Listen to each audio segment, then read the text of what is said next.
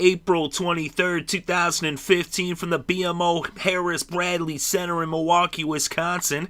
It was Game 3 from the 2015 NBA Playoff Round 1 matchup between the Chicago Bulls and the Milwaukee Bucks. And what an exciting game this was, to say the least. And near the end of the first quarter, it was a 5-point lead for the Bucks, 25-20. Tony Snell then drains a three, and then Taj Gibson a layup, and another one by Derrick Rose after a deuce from the Bucks, and it was tied up 27 apiece after 1 quarter of play. Then in the second quarter, the Bucks would go on a 20-2 run, and then the Bulls responded with an 18-2 run before the Bucks got a deuce at the end of the first half to make it 53-49 Milwaukee at halftime. So a couple of big runs as both teams getting hot in the second. Milwaukee looked like they were going to run away with it, but Chicago came up with a run of their own as they then closed within 2 points, only to have that jumper at the end make it a 4-point lead for the Bucks at halftime. So now in the third, Mike Dunleavy hitting some big three-pointers, first to bring it to within 1, and then to give the Bulls the lead by 2 with 9.5 still left in the third. Of course, the Bucks would come right back and tie this game up and take the lead. Then Derrick Rose tied the game with a layup at 63 apiece with 6 minutes left. But then the Bucks would take the lead right back, and then Jimmy Butler with a big three to take the lead back for Chicago at 66-65.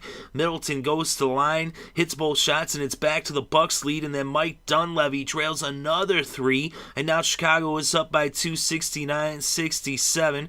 Then Derrick Rose with the deuce, and then a big three-pointer of his own, and now it was a 74-67, a 7-point lead for Chicago with 3 minutes left in the third quarter. Then John Henson with the layup, and then Antetokounmpo with a layup, and it was a 3-point game, 74-71, with the Bulls in the lead after 3 quarters of play.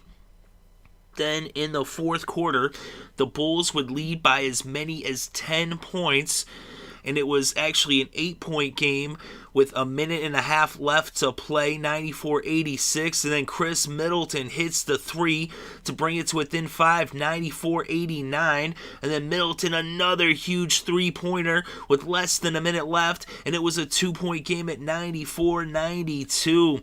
Henson would draw a foul, and he hit the first shot, and now it was a 1-point game, but he misses the second when he had a chance to tie. Gasol gets the rebound, Rose misses the layup, and then the Bucks get the ball, and Middleton puts it in and gives the Bucks the lead, 95-94, with 10 seconds left to play. Derrick Rose would then draw a foul on the other end, and he'd go to the free throw line with a chance to tie and go ahead with, if he can make both shots, that would be it.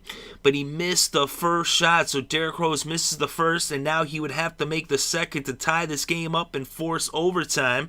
He hit the shot, it was tied at 95, but it was still a shot for the Bucks to win it. They inbounded it, Middleton puts up a three, but it doesn't fall, and Gibson comes up with a rebound, and we're going to overtime, tied at 95 apiece. So now in the overtime, Butler starts it off with a layup, Mayo responds with a deuce, Snell hits a jumper, Middleton with a layup, Gasol with a layup, OJ Mayo with a deuce, and it was 101-101, and we're headed to double overtime.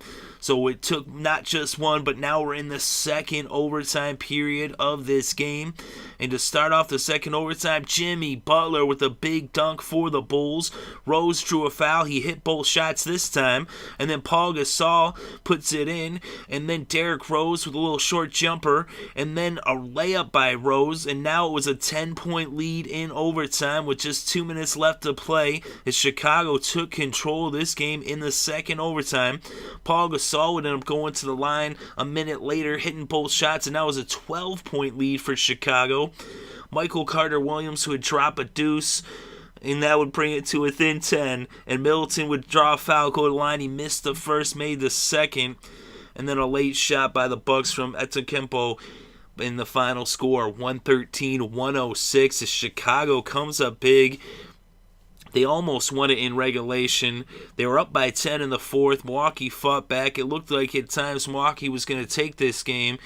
But in overtime, double overtime, the Bulls just had extra gas in the tank. They pushed it to double digits, and there wasn't enough time left for the Bucks to make a comeback. As the Bulls hold on, and they are now up 3-0 in this series. So the Bulls, a huge win here, as they're going to have a chance to sweep the Bucks in Game 4 in Milwaukee and end the series and move on to the next round of the playoffs. But in this game, Derrick Rose, 34 points, 5 rebounds, 8 assists, 3 steals. Pau Gasol, 17 points, 14 boards, 5 assists, 1 steal, and 2 blocks, so a double-double for Gasol. Jimmy Butler comes up big once again for the Bulls, 24 points, 3 rebounds, 2 assists, 3 steals, and 2 blocks. Mike Dunleavy, 12 points, 4 boards, 3 assists, and a steal. And Joakim Noah, just 2 points, but 12 boards, very important rebounds, 5 assists, 2 steals, and 1 block. And off the bench, Tony Snell coming up huge, 16 points off the bench. And Taj Gibson, 6 points, 10 rebounds, 2 assists, and 1 block off the bench as well. And for the Bucks, they got a big effort from Giannis Antetokounmpo. He had 25 points, 12 boards, 2 assists, and 2 blocks. So a double-double for Giannis. Michael Carter-Williams, 19 points, 4 boards, 9 assists, and 2 steals, so just 1 assist shy of the double-double. Khris Middleton, 18 points, 3 rebounds, 7 assists, 2 steals. And off the bench, John Henson had a double-double, 15 points, 14 boards, 1 steal, and 3 blocks. And Jared Dudley, 11 points, 1 steal, and 1 assist and 2 steals, rather. An exciting game. We saw just a great effort by the Bucks, but they just couldn't get over the hump and actually beat the Bulls in this one. And a lot of that was due to the excellent 3-point shooting by Chicago. Dunleavy, 4 of 6 from downtown. Tony Snell, 4 for 8. So just those two hit 8 of 14. And overall, as a team, they hit 14 of 33. Derrick Rose, 5 for 9 from 3-point land for a 42.4% shot from the beyond the arch. Just amazing 3-point long-distance shooting from Chicago. The Bucks, 31.6% from downtown, 6 of 19. And as it was from the field, 44.9 for Chicago, 42.2 for Milwaukee. And from the line, 79.2 for Chicago, and an abysmal 56% free throw shooting for Milwaukee. And that's really what killed them in this game, is they were not able to hit those free throws, hitting only 14 of 25. It was even on the rebounds, 50 apiece. Chicago had 1 more assist, 25-24. They both had 11 steals, and the Bucks had 1 more block, 7-6. So as I said, the real difference in this game, the Bucks could not hit the free throws, and the Bulls just kept draining those 3-pointers, and they end up winning this one in double overtime with the final score, Chicago 113, Milwaukee 106.